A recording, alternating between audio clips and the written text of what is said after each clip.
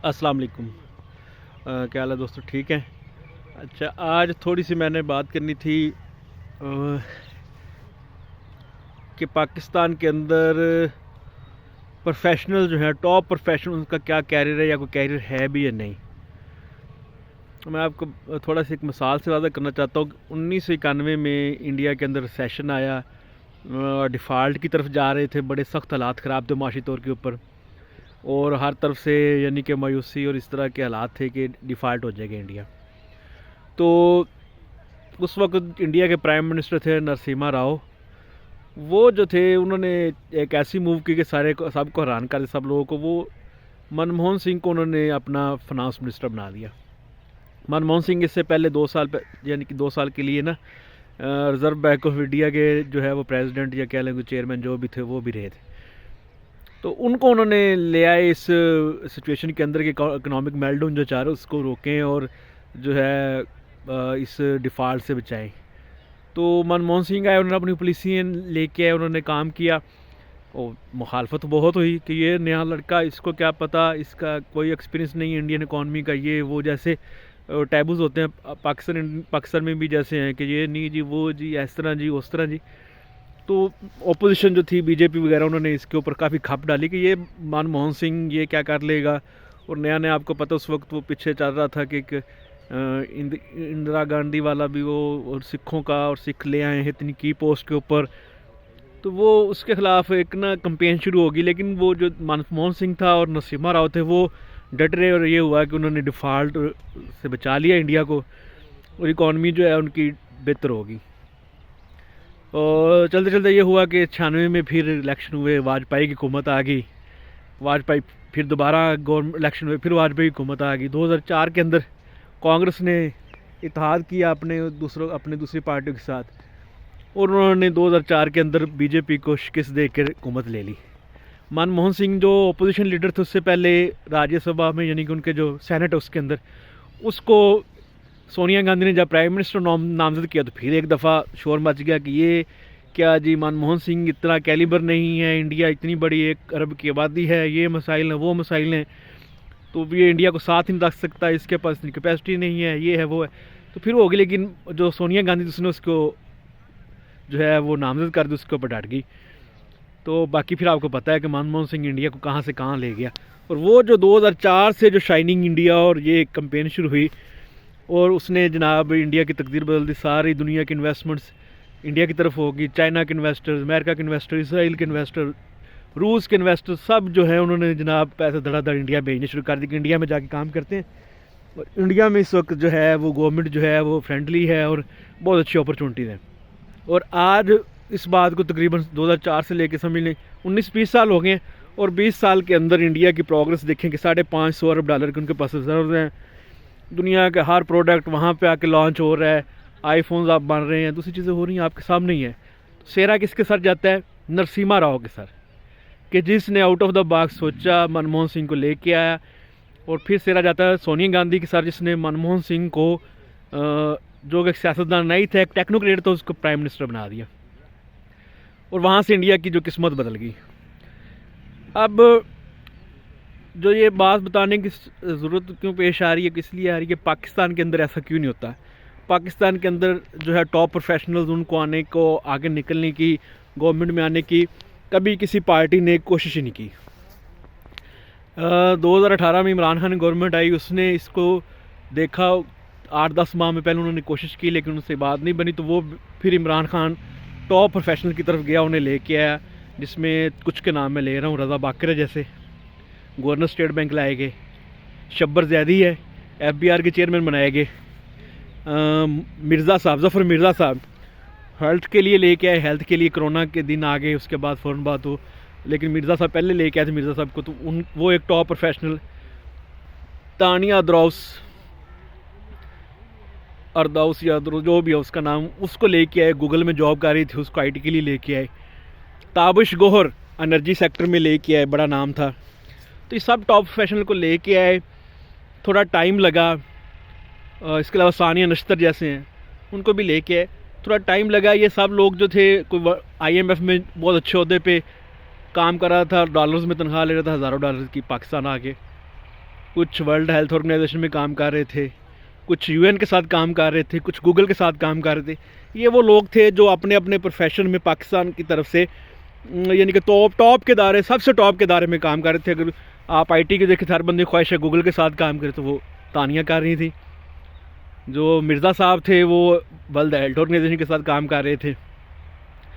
रज़ा बाकर साहब थे, वो जो है आईएमएफ के साथ काम कर रहे थे। अब हुआ क्या कि इधर जैसे अभी उन्होंने अपॉइंटमेंट नहीं होती थी, अभी वो रज़ा बाकर अभी बाहर अपना जॉब कर रहा है आईएमएफ के साथ या वर्ल्ड बैंक के साथ, जहाँ भी वो कर रहे थे। तो एक कंपेन शुरू हो गई कि ये जनाब, ये तो उसने वहाँ पे डिफ़ॉल्ट करवा दिया था, ये तो पाकिस्तानी इकॉनमी यूँ कर देगी। इमरान खान को जनाब अमेरिका ने टास्क दे दिया है कि इसको यूँ कर दो, फला कर दो, पाकिस्तान की इकॉनमी गिरवी करा दो। और वो अभी आया नहीं, उसने एक पॉलिसी भी नहीं दी, एक काम भी नहीं किया। और पता नहीं वो कौन से लोग जो हैं बगैर देखे जाने समझे उन्होंने उसके खिलाफ कैंपेन शुरू कर दी। किसी ने आके सेक्टेरियन कैंपेन शुरू कर दी उसके खिलाफ कि जी वो तो है ही एक मसलक से, उसका इस मसलक में ये है और वो है। तो ऐसी कैंपेन शुरू होगी कि और जी पैसे तनख्वाह, ओ यार जितनी वो तनख्वाह पाकिस्तान से ले रहा था, इतनी तो शायद उसकी एक दिन की तनख्वाह हो आईएमएफ की तरफ से, जितनी वो ले रहा था। जैसे ही वो यहाँ से गया, उसको टॉप कंपनीज ने उसने ऑफ़र किया, वो एक बहुत बड़े अदारे के अंदर दोबारा से उसने जॉब शुरू कर दी है। तो ये मैं आपसे बात करना चाह रहा हूँ कि कौन लोग हैं जो ऐसे लोगों को आगे नहीं आने देना चाहते। वो लोग ही असल में पाकिस्तान के दुश्मन हैं। फिर रज़ा बाकर आया, आप देखिए उसने काम किया, डेवलपमेंट हुई, सब बंदों ने तारीफ़ की, रोशन डिजिटल अकाउंट लेके आया, डिजिटल मार्केटिंग का कंसेप्ट लेके आया, आईटी को प्रमोट किया, क्या क्या कुछ बंदे ने किया 3 साल के अंदर अंदर।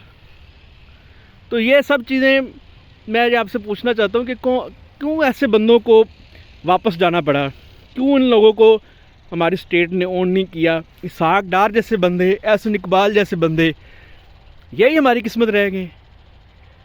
ठीक है, वो ज़फ़र मिर्ज़ा डॉक्टर साहब जो थे, उनके खिलाफ इतनी कैंपेन चली जी, दवाइयों की कीमतें बढ़ गई, यूँ हो गया जी, फलां हो गया जी। और यार अब जितनी कीमतें बढ़ रही हैं, अब तो क्यों नहीं कैंपेन कर रही किसके खिलाफ? अब जो कादर पटेल जो है, ये हमारे लिए ये बेहतरीन है। कभी किसी ने बात क्यों नहीं की कि ज़फ़र मिर्ज़ा जो है उसका इतना एक्सपीरियंस, वो इधर से उसने छोड़ी जो वो दोबारा वर्ल्ड हेल्थ ऑर्गेनाइजेशन में उसको डायरेक्टर की जॉब कर रहा है। आप गूगल कर सकते हैं, उसकी जॉब चेक करें। जो पे उसे यूएन दे रहा है वो हम दे सकते हैं, जो वर्ल्ड ऑर्गेनाइजेशन दे रही है वो हम दे सकते थे। कोरोना को इतना बेहतरीन मैनेज किया, पूरी दुनिया ने तारीफ़ें की, हमने क्या किया? कंपेन उसके ख़िलाफ़, यूँ कर दिया, फलां कर दिया।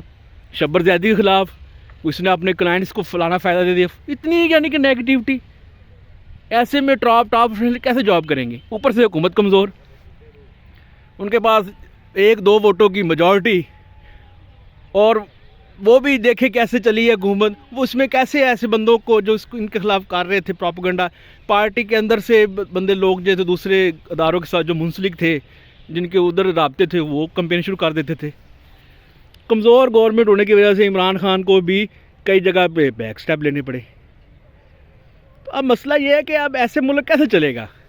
जब तक टॉप प्रोफेशनल नहीं आएंगे तो मुल्क नहीं चल सकता। ये ब्यूरोक्रेसी मुल्क नहीं चला सकती, ना ये एग्रीकल्चर ठीक कर सकती है, ना ये इकॉनमी ठीक कर सकती है, ना ये एक्सपोर्ट बढ़ा सकती है, ना ये इंपोर्ट, ना ये किसी तरह भी ये मैनेज नहीं कर सकती।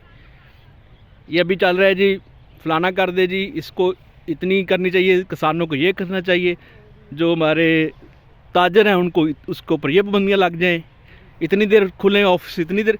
और यार सबसे कुर्बानी मांग रहे हो, ब्यूरोक्रेसी क्या कुर्बानी दे रही है? क्या प्रोटोकॉल में कमी कर रही है? उनके पेट्रोल में कितनी कमी आ रही है? उनके बिजली के बिल कितने किए जा रहे हैं? उनके दूसरे जो अलाउंसेस हैं उसमें से कितना कट लग रहा है? उनकी रिहाइशों के बारे में क्या सोचा जा रहा है? उनकी गाड़ियों के बारे में क्या सोचा जा रहा है? कुछ भी नहीं। वो सारी कुर्बानियां हैं ताजर दे, किसान दे, आम बंदा दे। ना तो कुर्बानी देनी है हमारे वज़ीर किसी ने, ना मशीर ने, ना गवर्नमेंट ऑफिशियल ने, ना आर्मी ऑफिशियल ने, ना कोर्ट्स ने, ना जजेस ने। वो सारी कुर्बानियां हम नहीं देनी है, इन्होंने याशी करनी है बस। कब ये कैसे ये मुल्क ठीक करेंगे? ये कहेंगे कि ऐसे मुल्क ठीक हो जाएगा, तो कभी नहीं होगा। अगर इस मुल्क को ठीक करना है तो टॉप प्रोफेशनल्स की ज़रूरत पड़ेगी। इस सिस्टम के अंदर टॉप प्रोफेशनल को जब तक नहीं लाएंगे तब तक ये मुल्क ठीक नहीं हो सकता। ये कुछ मेरी बातें थी, मैंने कुछ थोड़ा जिक्र करना था कि यार ऐसे मुल्क ठीक नहीं होंगे जो जो जिस तरह हम कर रहे हैं। हमने अगर मुल्क ठीक करना है तो हमें राइट स्टेप लेने पड़ेंगे, राइट बंदे लाने पड़ेंगे। ये Jameel Ahmed, governor State Bank, Ishaq Dar, ये मुल्क ठीक कर देंगे। जिनको 4-4 दफ़ा मौका मिल चुका, 3-3 दफ़ा प्राइम मिनिस्टर, फ्रांस मिनिस्टर रह चुके हैं, वो मुल्क ठीक करेंगे।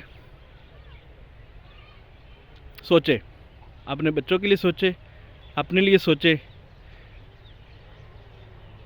और उस पार्टी की तरफ देखें जो प्रोग्रेसिव है, इस बंदे की तरफ देखें जो प्रोग्रेसिव है। ये जो पुराना दकियानुसी सिस्टम है, इससे मुल्क ठीक होने वाला नहीं है। अदारों से भी कहूँगा, अरबाब इख्तियार से भी कहूँगा, सोचे इस मुल्क के लिए। अगर ये इकॉनमी बेल डाउन हो गया, हम बैंकरप्ट हो गए, तो यहाँ पे जो मारा मारी होगी हमने सोची भी नहीं हुई। जो कत्ल गारत होगी रोटी के लिए, खाने के लिए, पीने के लिए, वो हमने सोची भी नहीं हुई। अभी भी वक्त है, बहुत थोड़ा टाइम है, बल्कि इसके बावजूद भी बड़े सख्त फैसलों से गुजरना पड़ेगा, बड़ी सख्ती से गुजरना पड़ेगा। लेकिन कम से कम वो बंदे लेके जिनके ऊपर अवाम का कॉन्फिडेंस है कि अवाम उनके साथ जुड़े। इन बंदों के ऊपर अवाम का कोई कॉन्फिडेंस नहीं है, इस हुकूमत के ऊपर कोई कॉन्फिडेंस नहीं है। अल्लाह हाफिज़।